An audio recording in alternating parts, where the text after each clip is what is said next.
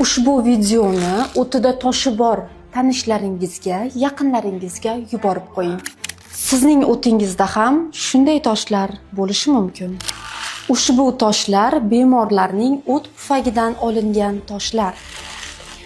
Agar sizda ham o't pufagingizda tosh aniqlangan bo'lsa, iloji boricha ertaroq operatsiya o'tkazing.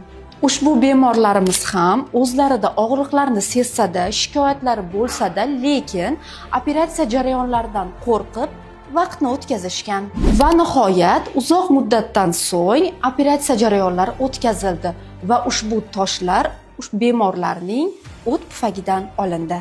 Ayni vaqtda jarrohlik amaliyotini o'tkazgan bemorlarimiz 3 kun ichida sog'lom hayotga qaytishadi. Agar sizda ham o't pufagingizda muammolar bo'lsa, bizning Corona Medline klinikamizga tashrif buyuring, malakali, tajribali mutaxassislarimizdan maslahat oling. Jarrohlik amaliyotlari og'riqsiz, laparoskopik usulda qilinadi. Ushbu videoni o'tida toshlari bor, lekin operatsiyadan qo'rqib yurgan yaqinlaringizga yuborib qo'ying.